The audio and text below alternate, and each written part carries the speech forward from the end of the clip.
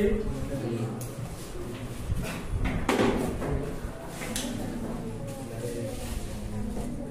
आज हम लोग करेंगे क्वेश्चन नंबर 1 to 5, जिसमें पहला क्वेश्चन है what the world colour remind the writer of. इसका मतलब हुआ कि राइटर्स ने भारत के रंग बिरंगी बातों को कैसे देखा। ठीक है, तो इसमें आंसर दिया है the world colour remind the writer of variety of. Variety of मतलब रंग बिरंग के, वैरायटी ऑफ मतलब कई प्रकार के, हम लोग तो बहुत वैरायटी का सामान है यहाँ पे। Variety of the hue that is Indians life, यानी भारत का जो लाइफ है, जीवन है, वो रंग बिरंगों से भरा हुआ है। ठीक है, लाइक इन द कश्मीर, जैसे एग्जाम्पल के दिया है, like in Kashmir the people are often fair. Fair मतलब क्या होता है? गोरे। क्या होता है? गोरे। The people are often fair, यानी कश्मीर के लोग क्या है? अधिकतर गोरे हैं। ठीक है, our and hair blue eyed. Blue eyed मतलब नीला आंख। कश्मीर में जो होता है गोरे लोग, उसका नीला नीला आंख होता है। Blue eyed women are beauties there, यानी वहां की जो सुंदरता है, वहां की जो औरतें होती है, उसका आंख नीला नीला कलर क्या होता है? फेयर। और आंख क्या होता है? तो वो एग्जाम्पल दिया है लाइक इन कश्मीर। अब फिर लाइक मतलब जैसे ना, कश्मीर के अलावा बिहार में, पंजाब में भी अलग अलग वैरायटी के लोग हैं। तो राइटर्स ने यह बताना चाहा है कि भारत की जो दुनिया है, आई मीन भारत की दुनिया मतलब भारत के जो लोग हैं, वहाँ variety of colour, variety of people रहते हैं, अलग अलग प्रकार के लोग रहते हैं, अलग अलग प्रकार का वेशभूषा है। जैसे कश्मीर में लोग गोरे हैं और उनका आंख नीला है। समझे बात को?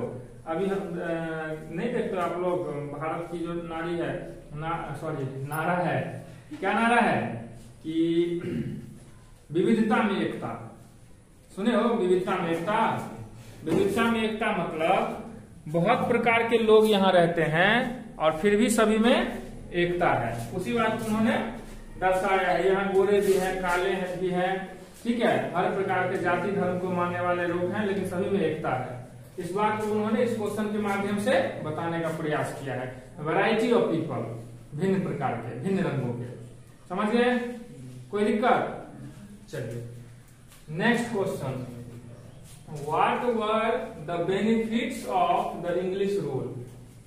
What were या where आप लोग बोलते हैं, What were the benefits of the English rule? अंग्रेजों के शासन का क्या फायदा था? अब देखो, इन्होंने अंग्रेजों के शासन का भी फायदा बताया है। हर चीज का एक एडवांटेज होता है, मेरिट्स होता है, डिमेरिट्स होता है। हम कोई भी काम करते हैं तो उसमें मेरिट्स भी होता है, डिमेरिट्स भी होता है। अब देखते हैं कि उसमें ज्यादा मेरिट क्या है और ज्यादा डिमेरिट क्या है। तो जिसमें ज्यादा मेरिट होता है उस बात को हम एडॉप्ट करते हैं। समझे बात को? तो क्वेश्चन है what were the benefits of the English rule. English rule का क्या बेनिफिट था? आंसर देखिए, benefits of the English rule was that, अंग्रेजों का जो शासन था उसका बेनिफिट यह था कि that it give the knowledge of west एक्सक्यूलिटीज। ठीक है, यानी कि वेस्ट के जो लोग थे, यानी कि अंग्रेज का जो शासन था, तो हमें it give the knowledge of western countries जो है, वेस्टर्न कंट्रीज का हमको संस्कार, वहाँ के कल्चर, वहाँ की जो इक्वलिटी थी, वहाँ का जो रहने सहने का ढंग था, उस बात को हम लोग सीखते थे, यहाँ पे आते थे। अंग्रेज गया 70 साल पहले, लेकिन अंग्रेज का स्टाइल, अंग्रेज का जो डिजाइन, रहने का, खान पान का स्टाइल है, आज हमारे देश में अब पनप रहा है। देख रहे हैं कि नहीं? मैं क्या कहना चाह रहा हूँ, समझ रहे बात को? अब देखो हम लोग वेस्टर्न कंट्रीज की तरह हमारा स्टैंडर्ड बढ़ते जा रहा है। वो लोग हमारा कल्चर एडॉप्ट कर रहा है और हम लोग उसका कल्चर एडॉप्ट कर रहे हैं। तो ये दुनिया गोल है, हर चीज घूमता रहता है। आज हमारा कल तुम्हारा, हम लोग सुने डायलॉग्स, वो सब एकदम चलता है। ठीक है, कौन सा क्वेश्चन था? क्वेश्चन 2 था ना। यहां तक हो गया था। हाँ, इन्यूंशिएटेड इंग्लिश टंग। इंग्लिश टंग मतलब वहां का जो भाषा था, बोलने का टंग था वो, of man and women educated on the both side of the global. उनका कहना था कि ग्लोब का बोथ साइड, दोनों साइड, ग्लोब का, ग्लोब मतलब विश्व, अरे विश्व का ही ना एक फॉर्मेट होता है ग्लोब, दोनों side man and women educated हो रहे हैं।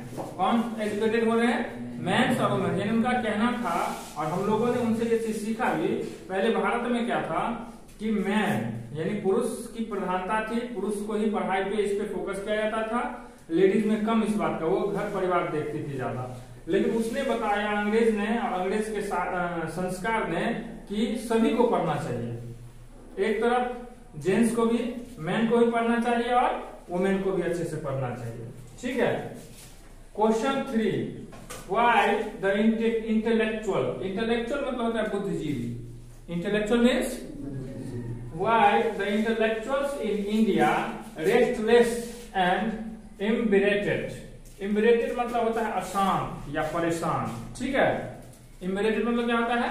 अशांत या परेशान टाइप से। ठीक है, उस सेंस में यूज होता है। 2019 में पूछा हुआ है, 19-20 में जो पूछा है 21 में, वो थोड़ा ज्यादा इंपोर्टेंट हो जाता है 23 के लिए। ठीक है, 22 वाला नहीं, 21 और 20 और 19 ये तीनों को ज्यादा इंपोर्टेंट हो जाता है। तो why the intellectuals in India restless and embittered, क्यों वो लोग जो है सो रेस्टलेस थे, परेशान थे।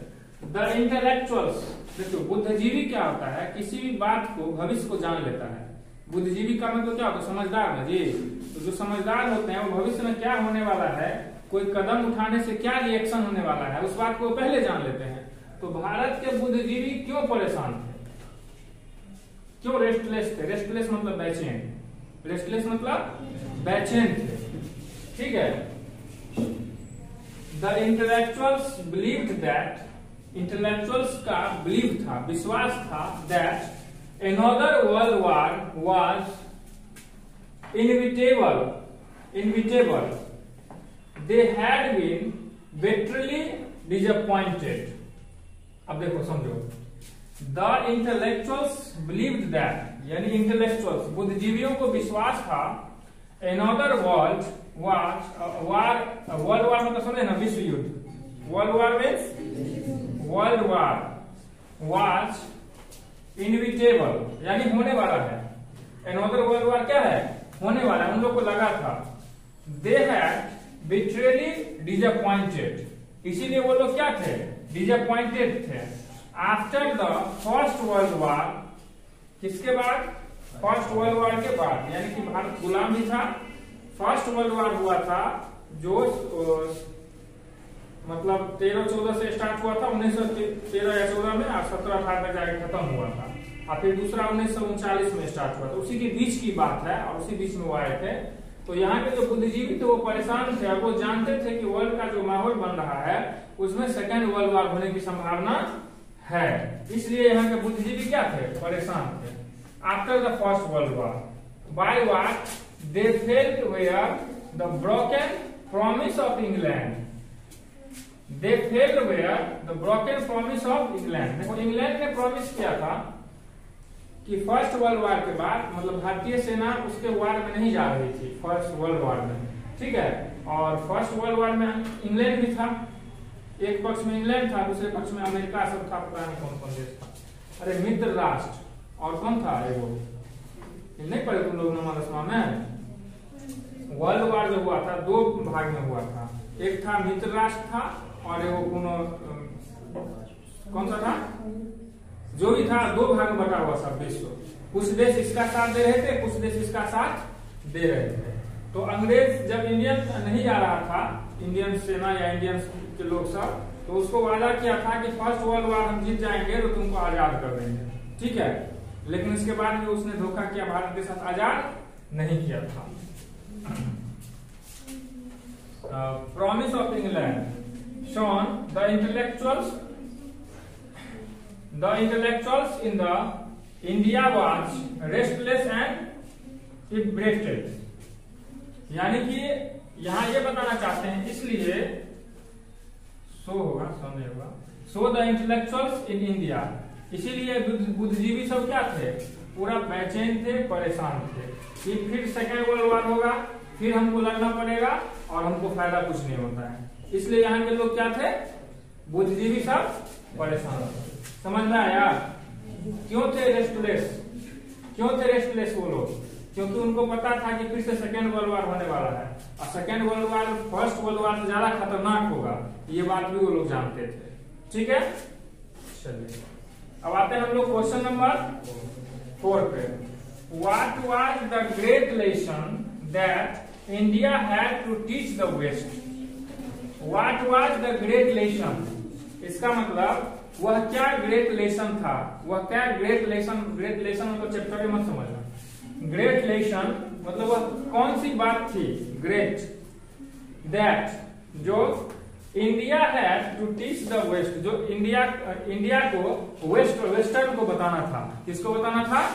वेस्टर्न को। मतलब वह कौन सी बात थी जो भारत को वेस्टर्न कंट्रीज जो छोटा छोटा कंट्रीज है ना और बहुत डेवलप था, उसको सिखाना था, बताना था। देखो, India had to taught the great lesson of humanity. क्या पढ़ाना था? ह्यूमैनिटी। भारत में जितनी ज्यादा मानवता है उतना ज्यादा कहीं नहीं है पूरे दुनिया में। यहाँ पे जितना आध्यात्मिक है वह पूरे दुनिया में कहीं भी आध्यात्मिक नहीं है। अब जो वेस्टर्न कंट्रीज है वहां सब कल्चर इतना डेवलप हो गया है, आप डेवलप बोलो या भ्रष्ट बोलो, जो भी बोलो, मानवता नाम का वहां पे अब चीज नहीं है, हर चीज प्रोफेशनल हो गया है। यानी अब ऐसा हो गया कि फैमिली भी, अमेरिका सबका जो फैमिली है ना वो फैमिली है ही नहीं, फैमिली है ही नहीं। उस दिन आ रहा था भारत सरकार के हैं परिवहन मंत्री, सड़क एवं परिवहन, नितिन गडकरी, वो बोल रहे थे कि वो, देखिए तो एक बार फिर से हम क्वेश्चन देखते हैं। What was the great lesson that India had to teach the West? वह कौन सा ग्रेट लेसन था, क्या था जो इंडिया को वेस्टर्न जो कल्चर है वेस्ट वाले को बताना था, पढ़ाना था? India had to taught the great lesson of humanity, मानवता पढ़ाना था। क्या पढ़ाना था? मानवता। टू द वर्ल्ड, पूरे विश्व को पढ़ाना था। Under the leadership of great leader Mahatma Gandhi. यहाँ जो मानवतावाद के, अहिंसा के सबसे बड़े नेता कौन थे? महात्मा गांधी थे। ठीक है, एज वी नो दैट, जैसा कि हम जानते हैं, he was the great advocator of truth and non violence. Advocator मतलब क्या होता है? प्रवक्ता, वक्ता। तो वह ट्रूथ, सच्चाई और अहिंसा के सबसे बड़े प्रवक्ता कौन थे? महात्मा गांधी थे। He was the great advocator of truth and non violence. अहिंसा के सबसे बड़े पुजारी गांधी जी को माना जाता है पूरे विश्व में, इसीलिए गांधी जी देश के राष्ट्रपिता इसलिए उनको बनाया गया था। ये समझ में आ गया? तो कौन सा पाठ पढ़ाना था? ह्यूमैनिटी। क्या पढ़ाना था? Humanity. Now let's come to question number 5। Where was the real indictment against the colonizations to be proud?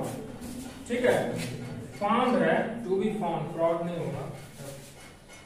ठीक है, इस पे where was the real indictment against the colonizations to be found. अब इसका मतलब क्या हुआ देखिए, अगेंस्ट मतलब विरोध, real indictment against the colonizations मतलब होता है उपनिवेश। क्या होता है? पहले क्या होता था, एक देश दूसरे देश पर अपना कब्जा कर लेता था, अपना उपनिवेश स्थापित कर लेता था। तो यहाँ पे क्वेश्चन है, where was the real indictments against the colonization, यानी उपनिवेश के जो विरोध में लड़ाई था, संघर्ष था, वह टू बी फाउंड, कब मतलब कहाँ पाया गया? कहने का मतलब ये हुआ कि उपनिवेश के विरोध में जो संघर्ष था, जो रियल, वह कहाँ पाया गया? टू बी फाउंड मतलब क्या होता है? फाउंड मतलब तो पाया गया। बी के बाद ये, ठीक है। Answer, the real indictments against the colonizations however was to be found in the village of India, in the village of India, यानी कि वो उपनिवेश के विरोध में जो कठोरता, जो संघर्ष पाया गया वह कहाँ पाया गया? Village of India. अब ये ऑब्जेक्टिव भी हो गया, मतलब भारत के गांवों में, भारत के अधिकांश का जो था ब्रिटिश का जो हम लोग के पर कोलोनिएशन स्थापित हो गया था, उपनिवेश स्थापित हो गया था, उसका जो सबसे बड़ा विरोध हुआ था और उसका जो उपनिवेश था वो कहाँ पे था? The village of India, Bharat के ग्रामीण एरियाओं में। आप लोग बड़े बुजुर्ग से सुनते होंगे कि यहाँ भी अंग्रेज आता था, हम लोग भी सुनते हैं, कुंदन साहब, मेल्टन साहब वो थे जो रैयाम मिल के मैनेजर थे, उसका हिसाब लेने के लिए आता था, ये करता था। तो ग्रामीण एरिया में उद्योग सब स्थापित किया था। देखिए पहले क्या था, इंडस्ट्रियलाइजेशन कम था पूरे वर्ल्ड में, पहले कृषि प्रधानता ज्यादा थी, कृषि को ही ज्यादा महत्व देता था। आज के डेट में कृषि का महत्व, कृषि के बिना तो हम जिंदा ही नहीं रह सकते। महत्व कहने का मतलब कि धन का जो अर्जन है वह कृषि में कम है, इंडस्ट्रियल में क्या है? ज्यादा है। हम गांव में ऐसा भी सुने हैं कि मेरे गांव में बहुत से मतलब पढ़ने वाले तेज बच्चा सब जो जिसका धनी मनी परिवार से था, उसको सरकारी नौकरी नहीं करने दिया। मेरा तो इतना जमीन है, इतना चावल गेहूं उपजता है, कौन देख रेख करेगा खेत का? इसलिए ऐसा भी मैंने बहुत सा उदाहरण देखा है। क्यों पता है? इसलिए कि कृषि की इतनी प्रधानता थी कि गेहूं चावल बेच करके लोग धनी होते थे, फिर जमीन खरीदते थे, फिर जमीन खरीदते थे। इसलिए ग्रामीण एरिया में उसका ज्यादा नजर होता था। आज के डेट में क्या हो गया है कि एग्रीकल्चर से इनकम कम हो गया है, ठीक है, और क्या कहते हैं उसका, अगर कॉमर्शियल हो गया है कोई जमीन तो उसके रेंटल इनकम ज्यादा आता है, कहीं पे इंडस्ट्री खुल गया है तो उससे रेंटल इनकम ज्यादा आता है कि नहीं जी? जब जिस समय हम 1960 की बात कर रहे हैं, 70 की बात, जैसे पंजाब हरियाणा आज डेवलप हो गया है ना, उससे ज्यादा डेवलपमेंट बिहार में था। एक ही साथ पंजाब में, हरियाणा में या अगल बगल के शहर सब में ऐसा रेयान मिल, ऐसा सकड़ी मिल, चीनी मिल, ऐसा छोटा छोटा मिल सब खुला था, समझे? लेकिन वो लोग बंद नहीं हुआ तो डेवलप होते गया, आज वो पूरा हब हो गया और हम लोग के पास कुछ नहीं है, चूंकि ये बंद हो गया। जैसे अगर ये भी डेवलप होता तो जैसे दिल्ली बंबई सब में, गुजरात सब में है ना इंडस्ट्रियल, पूरा इंडस्ट्रियल एरिया, वैसे यहाँ भी होता। हर 2 किलोमीटर कितना दूर है यहाँ से सकड़ी? 10 किलोमीटर 12 किलोमीटर होगा। लोहट कितना दूर है? वही थोड़ा दूर है। तो ये मिल सब अगर चलता तो हर 10 किलोमीटर 5 किलोमीटर उद्योग होता और भी नया नया खुल गया होता। लेकिन उस टाइम में कृषि की प्रधानता थी, अनाज उपजाना ही लोग सब कुछ समझते थे, समझे ना? तो अंग्रेज भी क्या करता था, अपना औपनिवेशिक जो काम था, उपनिवेश को ज्यादा ध्यान कहाँ पे देता था? विलेज ऑफ इंडिया पे, ग्रामीण एरिया में वो ज्यादा चोट करता था। ठीक है, तो समझ गए क्वेश्चन 5, इसको याद करके आप लोग अच्छे से लाएंगे।